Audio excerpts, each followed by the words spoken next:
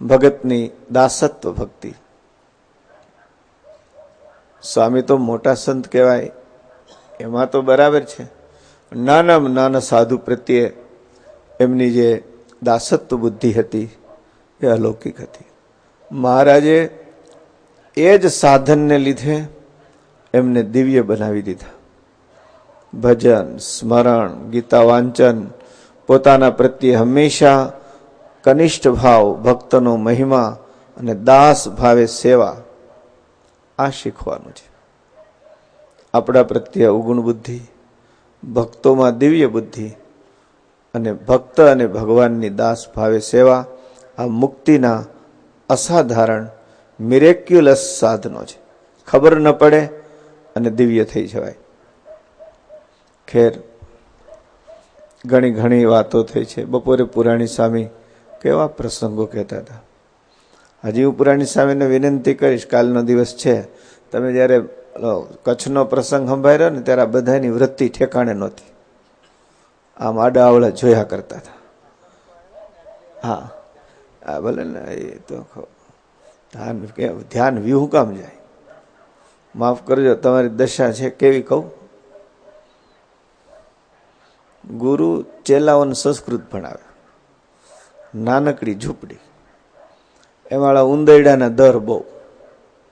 એટલે અહીં સંસ્કૃતનો પાઠ હાલે ને, ઉંદરડા આંટા મારે. ગુરુ ગુજરાતી, ઉંદરડા દરમાંથી આવે ને બહાર નીકળે. એને ચેલાઓને પૂછ્યું કે હું ભણાવું છું, મય પેઠું.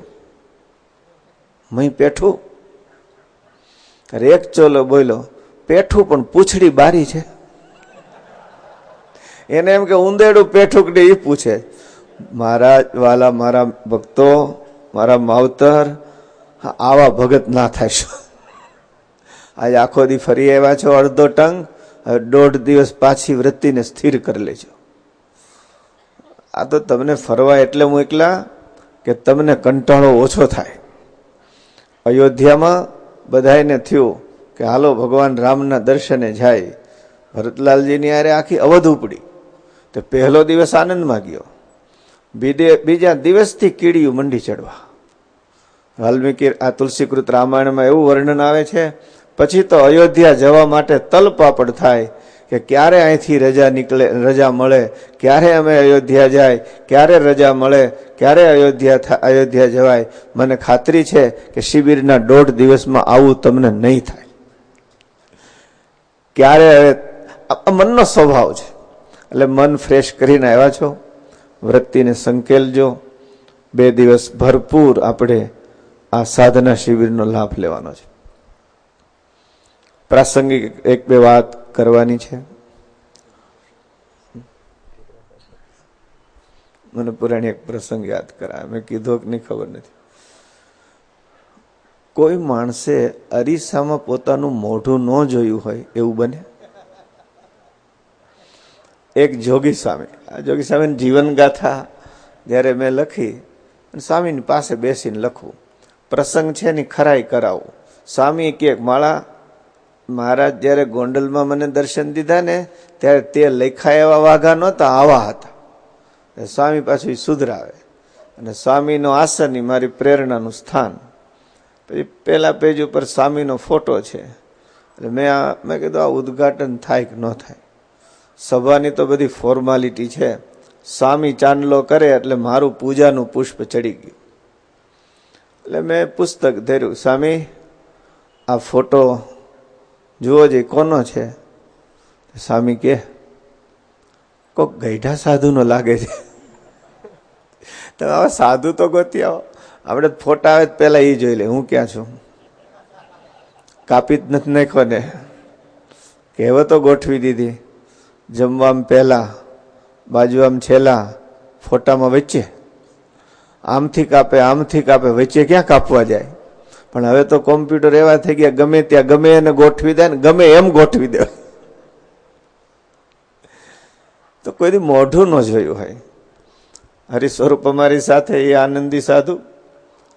અમે હૈદરાબાદ જીવરાજભાઈના બંગલે અનુષ્ઠાન કરેલું 2 મહિનાનું. ભગત પધારેલા, તે મોટા શેઠિયાના બંગલા, બાથરૂમથી બહાર આવે ને તો દિવાલ જેવડા અરીસા.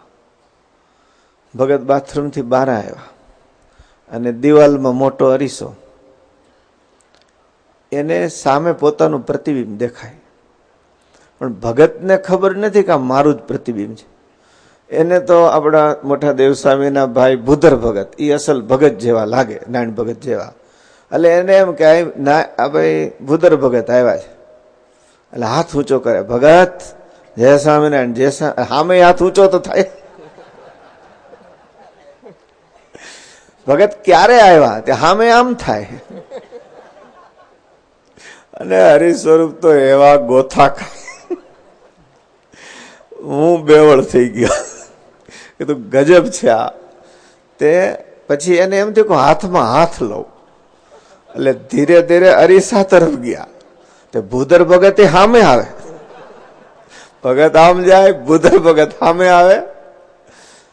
આમ હાથ મેળવીને જય સ્વામિનારાયણ કરવા ગયા ને હાથ કાચમાં ભટકાણો, અને ભગતને ખબર પડે કે હાથ તારા, આ તો હું જ લાગુ છું.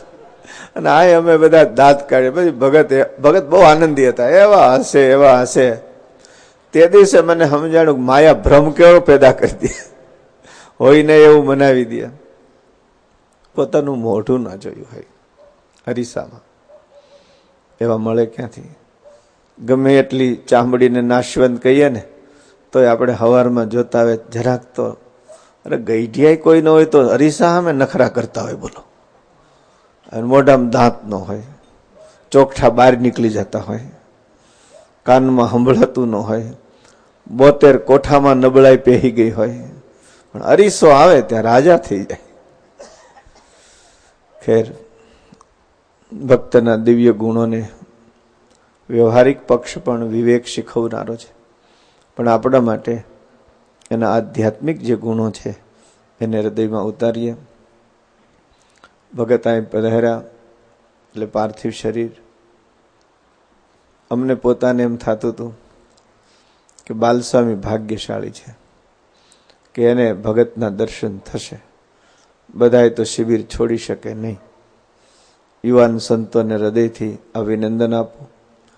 એમના મગજમાં વિચાર સ્ફુર્યો, ગમ્યો. બાલસ્વામી ટિકિટ કેન્સલ કરી અને રોકાયા. આ બાલસ્વામી અહીં રોકાયા એટલે આપણને દર્શન થયા. એ કૃપા તો બાલસ્વામીની જ કહેવાય આખરે તો ખાસ તો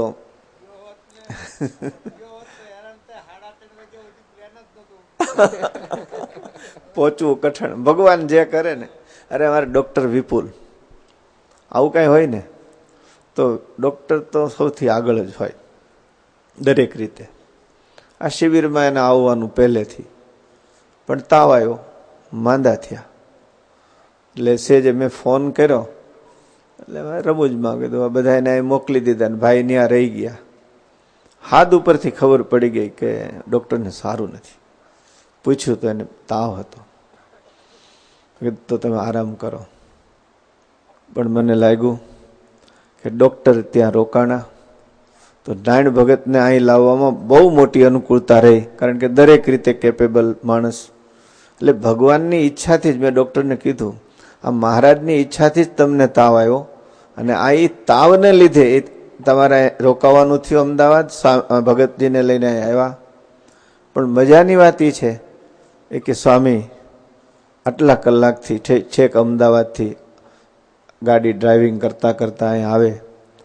મને તાવ હતો છતાં મારા શરીરમાં આજે એટલી સ્ફૂર્તિ અને આનંદ છે કે શારીરિક તકલીફે ગઈ અને આ દિવ્ય દર્શન કરીને મનની તકલીફો પણ ગઈ. આ લાભ મને મળ્યો.